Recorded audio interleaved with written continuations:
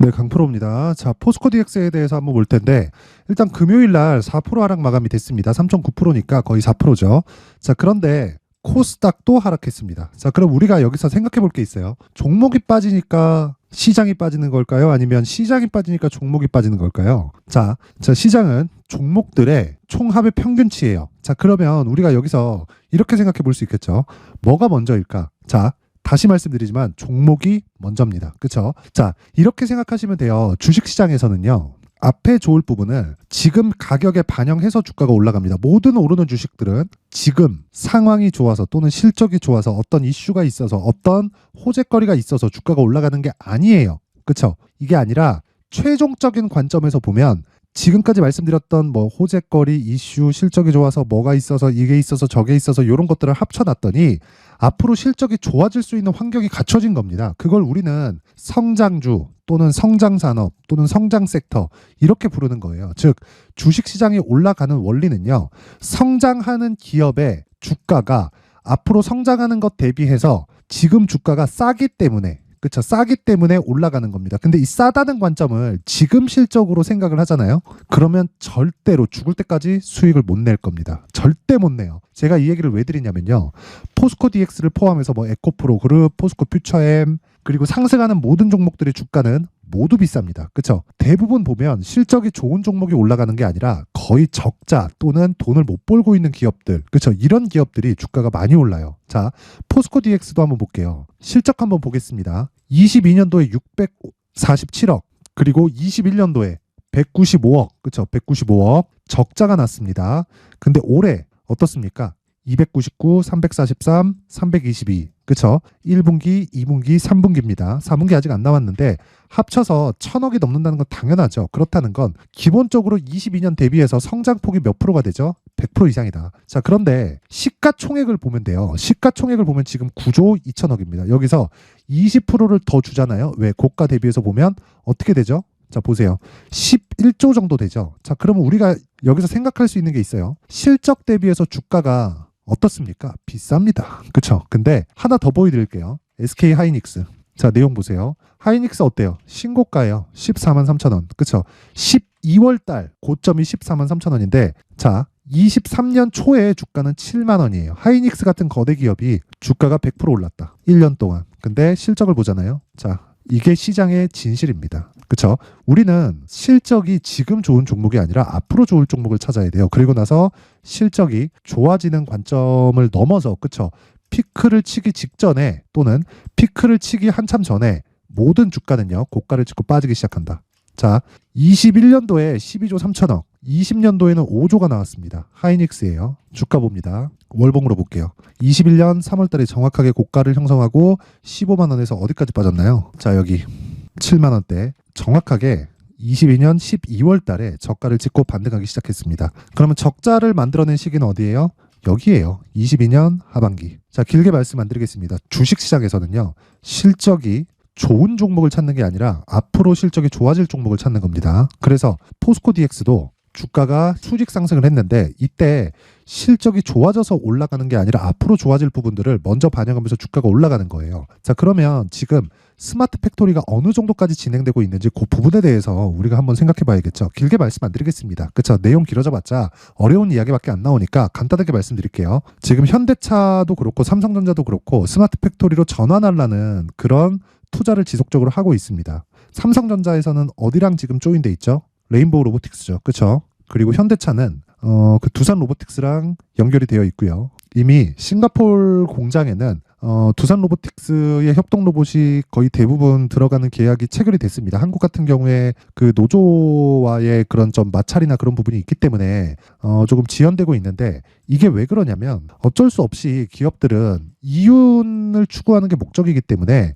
기본적으로 이윤을 추구할 수 있는 즉 이윤을 높일 수 있는 여러 가지 액션들을 합니다. 근데 인건비의 상승폭 그리고 인건비가 올라가는 만큼 생산량은 줄어들어요. 왜 그러냐면요. 풀 가동이 안 되거든요. 물론 풀 가동을 시킬 수 있지만 그만큼 인건비에 대한 부담은 계속해서 늘어날 수밖에 없죠. 이건 어쩔 수가 없습니다. 그런데 스마트 팩토리로 전환하는 동시에 초기 투자 비용이 늘어나지만 뭐가 발생합니까? 생산성이 증가한다. 그리고 추가적으로 인건비 상승분에 대한 부분을 상쇄시킬 수 있다. 그렇죠? 이런 부분을 감안했을 때 초기 투자 비용만 감당을 한다면 어떻게 돼요? 당연히 최종적인 이익이 늘어나는 구조가 완성이 되죠. 그 시작점이 지금이라는 겁니다. 그래서 여기 DX 같은 경우에는 어디랑 연결돼 있죠? LG 그리고 당연히 그 포스코 퓨처엠이나 그쵸 철강 공장에 들어가는 AI 그리고 협동 로봇 그리고 스마트 팩토리 관련된 이런 내용은 당연히 하는 거고요. 그리고 앞으로 진행되는 양극재 공장에서도 전체 모두 다요. 진짜 모두 다 스마트 팩토리가 들어가는 게 그냥 기정사실화되어 있다. 그래서 그런 부분을 먼저 반영해서 23년 3월 달부터 주가가 올라간 겁니다. 그렇죠? 이런 부분은 그냥 시대의 흐름이다. 그리고 고객 자체가 기업 측이 우선되기 때문에 시세가 먼저 발생을 하긴 하겠지만 실제 스마트 팩토리 계약이 이루어지고 그게 실적으로 전환되는 그 시점이 오잖아요. 그럼 제가 장담컨대 그렇죠? 주가는 빠집니다. 근데 아직 그런 시점이 아니에요. 그리고 무엇보다 시가총액은 10조를 넘나드는 시가총액인데 지금 이제 이익이 거의 한 1,000억대 정도로 높아지긴 했지만 그쵸 이 정도밖에 안 올라왔기 때문에 그쵸 마지막 시세를 남겨두고 있다. 우린 거기서 가격적인 부분을 확인을 하고 그쵸 가격적인 부분을 체크해서 내가 2주 안에 그쵸 2주 안에 수익을 낼 수 있는 단기 보유 전략으로 연결을 시켜야지 나만의 수익 모델이 완성이 됩니다. 근데 그 시작점이 앞서 말씀드렸다시피 실적이 아니라 가격적인 부분으로 봐야 되기 때문에 그렇습니다. 자, 그래서 지금 DX를 가지고 고가다 보니까 변동폭이 좀 큽니다. 이런 부분에서 어느 정도 가격대에 잡아야 내 심리를 안정시키고 내가 꾸준한 수익 모델을 만들 수 있는지 그쵸? 이 부분에 대해서 제가 이야기를 드릴 텐데 그 내용에 대해서 제가 이야기를 드리기 전에 자 지금 1월달 그쵸 연초입니다. 연초에 제가 이벤트에 대해서 안내 말씀드리겠습니다. 자 옆에 보고 계시는 화면은 강프로의 무료 소통방입니다. 지금 보면 1744명 그쵸 1700분 정도의 참가자가 있고요. 원래 1000분에서 끊으려고 그랬는데 요청하시는 분들이 너무 많이 와가지고 제가 2000분까지 입장 인원을 늘리도록 하겠습니다. 자, 특징점이 두 가지가 있습니다. 첫 번째 무료로 진행한다. 두 번째 신고가 종목만 진행한다. 그쵸? 지금 그 포스코 DX를 제가 계속해서 추적을 하고 가격대를 보고 매매를 이어가고 있는 이유도 신고가 종목이기 때문에 그렇습니다. 그런데 아무리 신고가 종목이라도 지금 바닥부터 올라온 폭은 상당히 커요. 그렇기 때문에 지금 내가 어느 정도 선 가면 매도를 해야 되고 그리고 어느 정도 선 가면 매수를 해야 되는지 이 부분이 포스코 DX뿐만 아니라 신고가 구간에 있는 다른 종목에서도 동일하게 작용을 하기 때문에 그 종목에 대해서 어떤 식으로 내용이 진행되는지 그쵸? 그 부분에 대해서 한번 확인해 보겠습니다. 여기 1월 12일 롯데정보통신 그리고 흥하해운 그쵸? 8시 50분 시장가 매수 그쵸? 8시 49분 시장가 매수 무슨 뜻입니까? 시가에 때려 박아라 그쵸? 장시작 전이에요. 자 어떻게 진행되는지 내용 한번 볼게요. 롯데정보통신 자 보세요. 5% 상승 마감 장중에는 20%까지 급등하는 시세가 나왔습니다. 그쵸? 저는 안 팔았어요. 시가 잡았으니까 39,500원 체결됐고요. 종가 그쵸? 5% 하루에 5% 정도의 수익 구간에서 마감이 됐고 고가까지 따지면 19% 정도까지 상승폭이 늘어난 부분이 있지만 고가는 못 잡는 겁니다. 그쵸? 고가를 잡으려다가 내가 정말 큰 시세를 놓쳐요. 예를 들어서 그런 겁니다. 그 밑에 흥하해운을 한번 볼게요. 자 보세요. 전쟁 모멘텀이 발생했죠. 그래서 강세 구간에 접어들었습니다. 근데 왜 전쟁이 발생되기 전에 신고가를 만들어 놓을까요? 그쵸? 이때 가서 됐으니까 터지고 나서 그런 거다? 그게 아니라는 거죠. 10월 달부터 준비를 하고 있었어요. 그쵸? 서서히 다른 거 있다. 그랬을 때 본격적으로 시세 한방팍 지금부터 본격적인 시세 구간에 들어간 겁니다. 그렇죠? 이 구간부터 공략하면 좋았겠지만 저는 이 구간에서는 다른 종목을 한다고 못했고 여기 1월 12일 날 정확하게 시가에 공략을 했습니다. 월요일 날 그렇죠? 월요일 날 어떻게 진행되느냐? 갭 상승을 하겠죠, 당연히. 그렇죠? 근데 갭 상승을 한다 그래서 안 팝니다. 종가상 하락하는 구간에 내가 매도 구간을 잡습니다. 그랬을 때 더 큰 수익을 공략할 수 있다. 즉 내가 오늘 하루의 수익으로 만족할 게 아니라 스윙급으로 끌고 가서 내가 꾸준한 나만의 수익 모델을 만들려면 이렇게 신고가 종목에 대한 이해가 필요하다는 거예요. 그렇죠? 그랬을 때 하루에 정말 뭐 10%, 20% 상한가까지 그렇죠? 이러한 매매를 할 수 있다. 자, 근데 내가 진짜 23년도에 주식시장을 쭉 봤는데 정말 막 매매하기가 어렵다. 막 상황에 대해서 체크하기도 어렵고 손절을 자꾸 하고 있고 고가 따라가다 보니까 너무 어렵다 하시는 분들은요. 이번 기회에 소통방으로 입장하세요. 제가 딱 2,000분까지만 그쵸 입장 인원을 늘리도록 할 테니까 와서 배우세요. 제가 긴 이야기 드리지 않겠습니다. 무료로 진행하고요. 그리고 채널 성장이 목적이기 때문에 구독과 좋아요 꼭 좀 부탁드리고요. 상단에 있는 전화번호로 참여라고 문자를 보내주시면 제가 소통방 입장 링크를 순차적으로 공유를 해드리도록 하겠습니다. 자, 그리고 연초 이벤트 하나 더 나갑니다. 자, 신고가에 대해서 계속해서 강조를 드렸기 때문에 여기 롯데정보통신 그리고 흥하해운과 같은 종목들을 어떻게 제가 찾겠어요? 그렇죠? 매일매일 내가 찾고 추적할 수 있게 여기 신고가 검색기에 대해서 준비를 해놨고요. 그 내용을 이렇게 가격을 잡는 부분에 대해서 어떤 식으로 그리고 내가 어느 정도의 비중을 넣어야 될지를 여기 수익 모델에 대한 자료를 함께 공유를 해드리도록 하겠습니다. 이것도 채널 성장의 목적입니다. 그쵸? 구독자 늘리고 싶어요. 그래서 이것도 구독과 좋아요 꼭 좀 부탁드리고요. 상단에 있는 전화번호로 참여라고 문자를 보내주시면 제가 소통방 입장 링크를 이 번호로 함께 공유를 해드리고요. 신고가 검색기와 여기 수익 모델에 대한 내용까지 함께 공유를 해드리도록 하겠습니다. 자, 다시 포스코 DX로 돌아와서 보면요. 신고가이기 때문에 본다. 근데 하락한다. 왜 하락할까요? 시장 때문에. 아까 뭐라 그랬죠? 종목이 먼저라 그랬죠? 이제 시장은 다 빠졌습니다. 미증시가 안 빠졌는데 한국 시장은 개인적으로 태형건설 사건이 있고 그리고 나서 연쇄적으로 받을 수 있는 그 채권 시장에 대한 충격을 한국 시장은 먼저 반영하고 있는 그런 상황이라고 보여지고요. 미국 시장보다 항상 늦어요. 근데 빠르게 가더라도 미국 시장이 정작 따라오지 못하면 한국 시장은 다시 내립니다. 근데 지금 미국 시장은 조정을 끝내고 상승 구간으로 접어들었고 미국 시장에서도 악재가 발생을 했죠. 금리 인하 시점에 대한 부분 그리고 또 뭐가 있습니까? 물가 지표가 예상치만큼 나오지 못한 부분, 그렇죠? 예상치보다 높게 나왔어요. 그러면서 금리 인하 시점에 대한 문제가 발생을 했는데 그건 시점이지 인하를 안 하는 게 아닙니다. 그리고 인하는 안 할 수가 없어요. 그렇죠? 이런 부분을 감안했을 때 지금 매수할 수 있는 가격대를 잡아야 되고 그 가격대는 철저하게 2주 안에 내가 수익 전환을 시킬 수 있는 상황을 만들어 가야 된다. 그 내용을 여기 포스코 DX의 가격 그리고 단기 보유 전략으로 제가 준비를 해놨으니까 그렇죠. 영상에서 이야기를 드리면요. 제가 한 2-3시간 정도 계속해서 이야기를 해야 됩니다. 그렇죠. 내용이 상당히 길어요. 여기 20페이지에 걸쳐서 내용을 제가 상세하게 준비를 해놨는데 이 내용을요. 진짜 제가 영상에서 이야기를 드리고 싶은데 진짜 너무 길어지고 편집하는 게 너무 어렵습니다. 그래서 이런 식으로 내용 준비를 해온 거니까 채널 성장까지만 제가 진짜 한 번씩 부탁드리고요. 구독과 좋아요, 그렇죠? 구독과 좋아요 꼭 좀 부탁드리고 상단에 있는 전화번호로 DX라고 문자를 보내주시는 분들에 한해서만 제가 포스코 DX의 가격 그리고 단기 보유 전략을 공유해 드리도록 할 테니까 구독과 좋아요, 그렇죠? 구독과 좋아요 꼭 좀 부탁드리고요.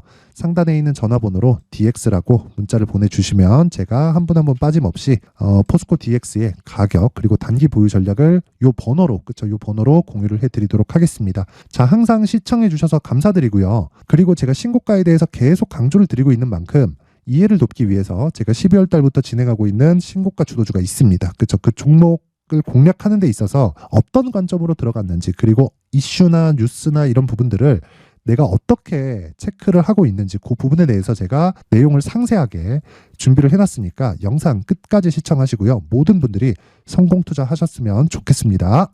자, 제가 항상 신고가 종목에 대해서 강조를 드립니다. 자, 신고가 종목에 대해서 강조를 드리는 건 크게 시세가 발생하는 대시세 종목은 모두 신고가 구간을 거쳐서 발생하기 때문에 그렇습니다. 시장은요, 좋을 때도 있고 나쁠 때도 있어요. 그런데 대시세 종목은요, 시장이 좋든 나쁘든 그 숫자의 차이가 있을 뿐이고요. 매년 발생을 합니다. 올해 같은 경우에도 마찬가지예요. 23년이죠.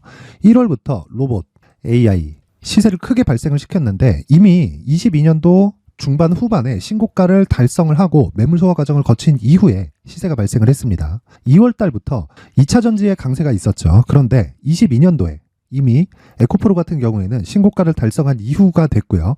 대장주가 강한 움직임을 보이다 보니까 그리고 나서 에코프로 PM 그리고 관련된 종목들이 강하게 시세를 내는 시작점이 만들어졌습니다.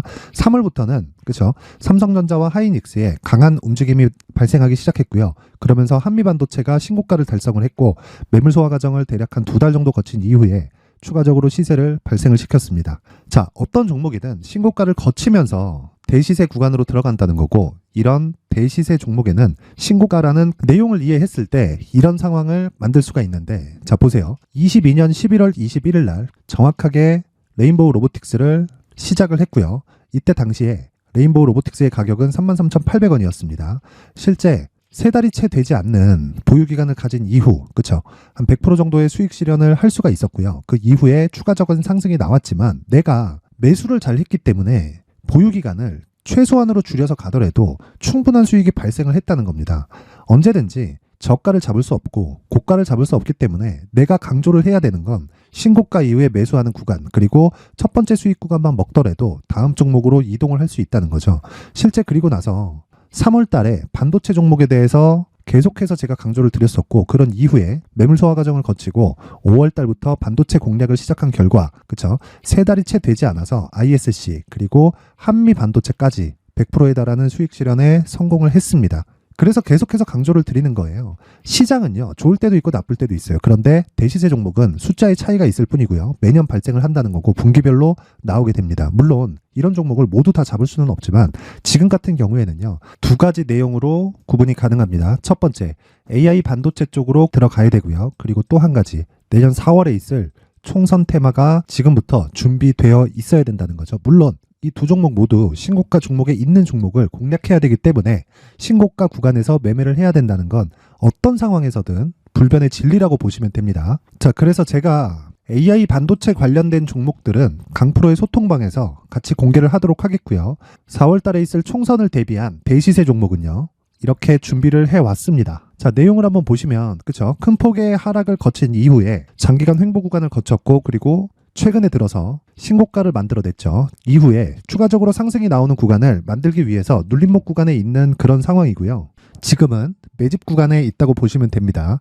자, 장기간 매집이 중요한가, 단기간 매집이 중요한가, 이런 부분에 대해서는 모두 무시하셔도 되고, 무엇보다 신고가를 갔다는 것 자체, 그리고 변하지 않는 총선 스케줄을 본다면요, 지금부터 내용을 준비를 하셔야 되고 매집 구간으로 계속해서 삼고 있어야 됩니다. 자, 지금부터 물량을 잘 모아 가시면 정말 크게 수익은 낼 수 있는 매매를 할 수 있다라고 이야기를 드릴 수 있기 때문에 이 종목이 어떤 종목인지 잘 받아가서 결과적으로 큰 수익을 볼 수 있는 이런 매매를 해보고 싶어 하시는 분들이 계시면요, 구독과 좋아요 부탁드리고요. 그리고 상단에 제 전화번호 확인해서 대시세라고 문자 보내주시면 되고요. 대시세라고 문자 보내주시는 분들에 한해서만 제가 어렵게 찾아놓은 이 종목을 모든 분들에게 다 공유를 해드리도록 하겠습니다. 내년 총선은 바뀌지 않은 스케줄이기 때문에 이 종목 꼭 받아가서 모든 분들이 큰 수익 내셨으면 좋겠습니다.